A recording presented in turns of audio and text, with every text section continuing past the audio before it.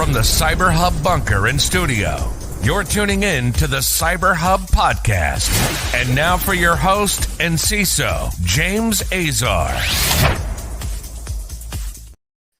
Good morning, security gang. Welcome to another episode of the CyberHub Podcast. New intro, that's right, kind of refreshing things in the show. A lot going on this year. 2023 is bound to be an amazing year for every single one of us as security practitioners. And I say this not because of like blind optimism, but really if we look at where the industry is headed, irregardless to what you're seeing in the stock market and economics, we are starting to kind of reach the epic center of cooperation. And we'll talk about that on this morning's show. So don't go, don't go anywhere. We're going to get the show going.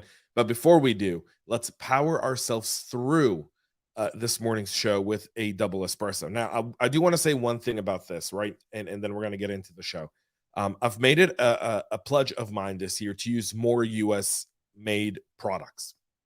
It's just a pledge I made for myself. Given the hardship in the economy, I'm not looking for the cheap foreign alternatives.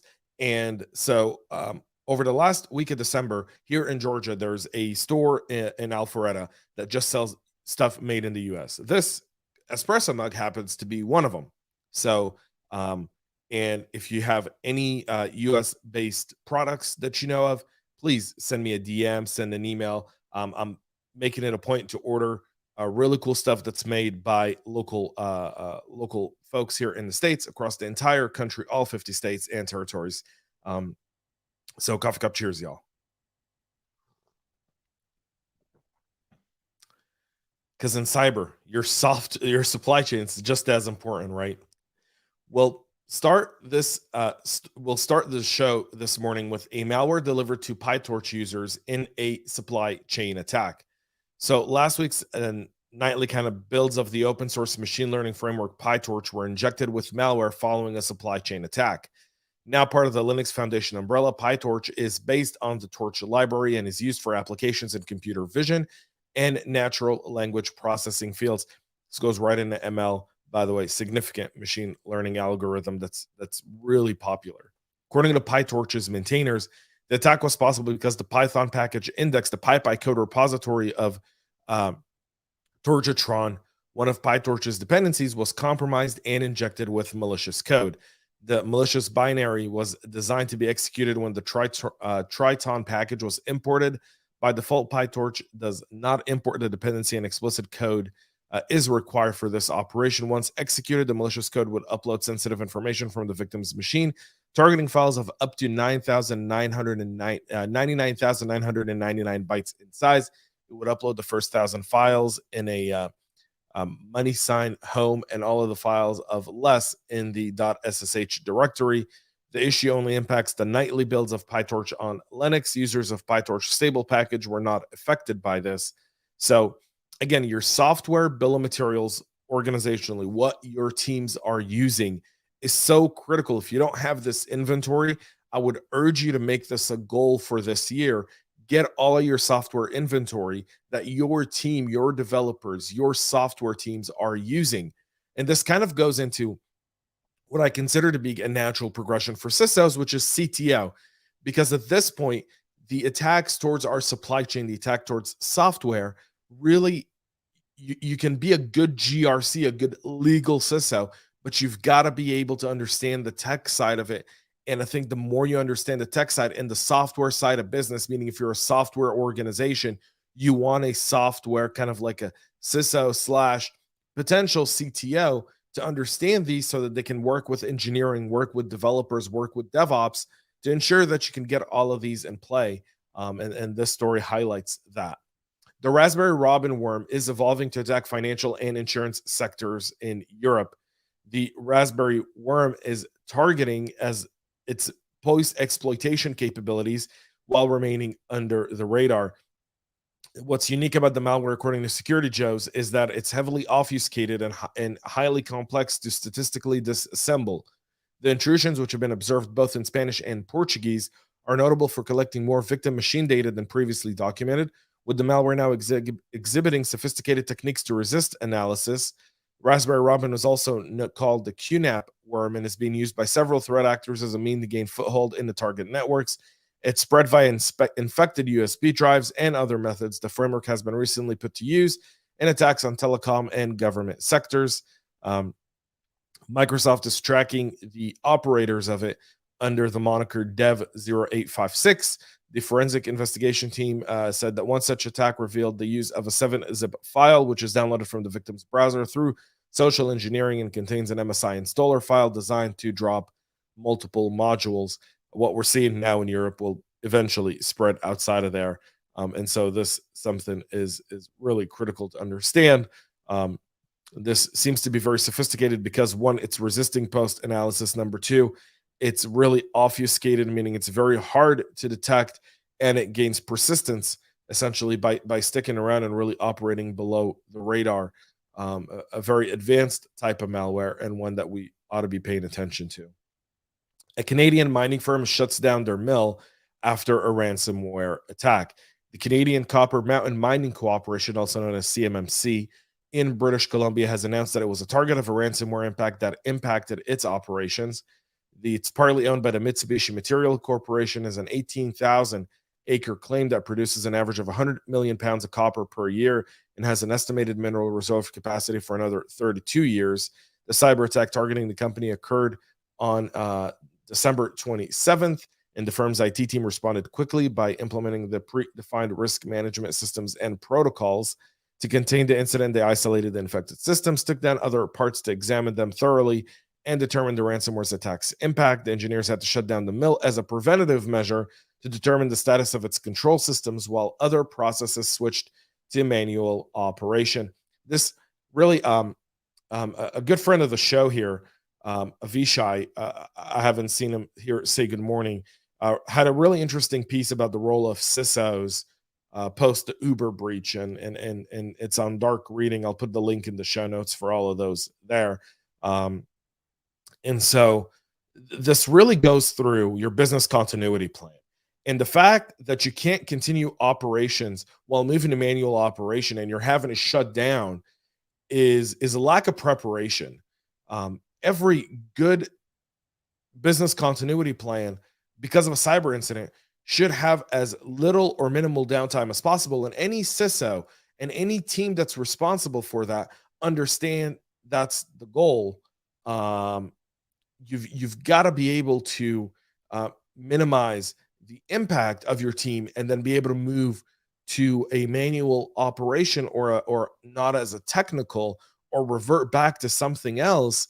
And you should have people trained to do that. The fact that they're shutting down, to me, is significant. It kind of shows you the challenge that companies have in terms of building the right continuity plan. So we'll move to the next story.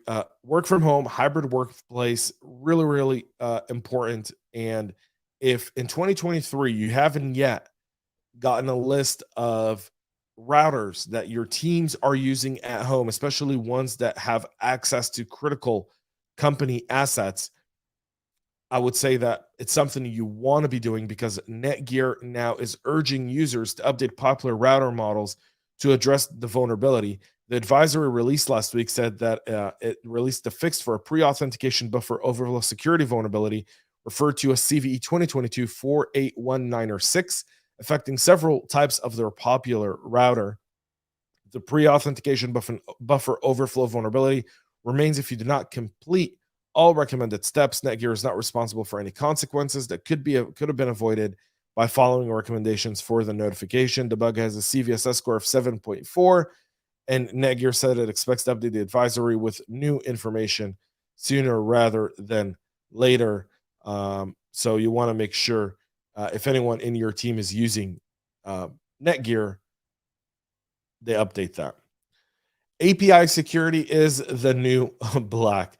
I love the title of this. A great story. Gartner and kind of predicted that API was going to be the most frequent attack vector for 2022.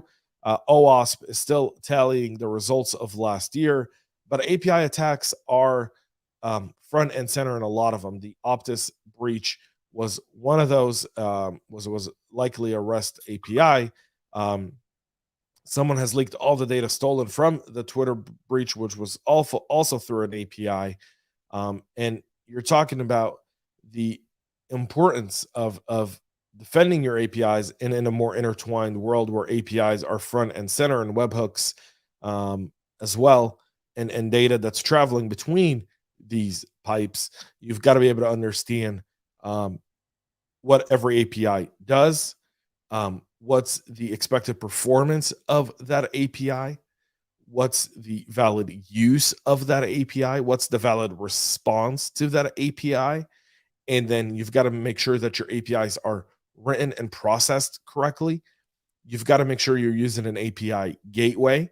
You've got to try and direct traffic through a single point, as bad as that sounds in some cases, but you want to be able to have, if you can't do that for whatever reason because of your tech stack, you want to be able to have visibility across all of your APIs, especially first and second party. Third party APIs remain a whole other issue. They talk about 3 best practices here: behavioral analysis, service levels, and authentication and sanitation issues. I would actually start with authentication and sanitation. How do you authenticate the API? How do you authenticate the request coming through? And then I would look at the behavior of the request coming through, and then the service level of it. But it doesn't make a difference. It's very, very valid. APIs are bound to be the life force of a lot of different organizations, especially the more modern architecture. So you definitely want to give this a read and make this a priority going into this year. Finally, the global counter-ransomware TaskForce is set to become active this month. The Australian Cybersecurity Minister, Claire O'Neill, plans to announce in the coming days that a global task force to counter ransomware will become operational next month. This is the latest step in a global effort that started in Washington with the ransomware event that's now continuing. Australia will lead the International Counter-Ransomware Task Force, which includes the US and its allies, in an effort to foster greater international information sharing and exchanging capabilities to battling the global ransomware problem. Australia is taking the leads because they've had some major ransomware attacks, and they've got a cybersecurity minister who has no clue how to address those. Claire O'Neill is clueless. She's going after victims of the crimes rather than the perpetrators. She spends more of her speeches talking about the lack of responsibility from organizations rather than the relevant and huge network that's supported by Russia and China and Iran and North Korea for ransomware operations. And the thing about that is they only have to be right.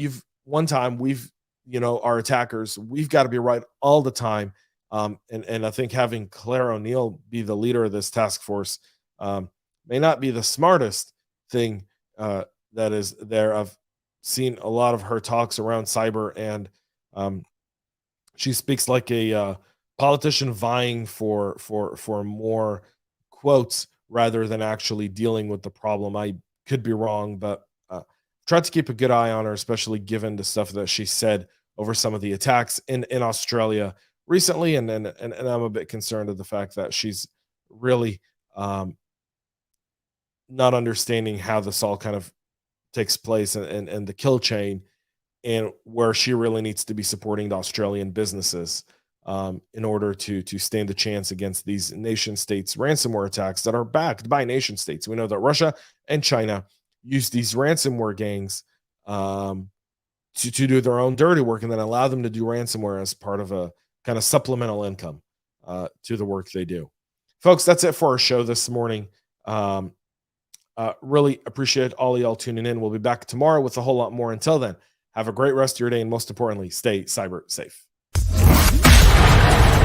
We love feedback, so make sure to connect with us on social media and subscribe to our podcast on your favorite podcast listening platform.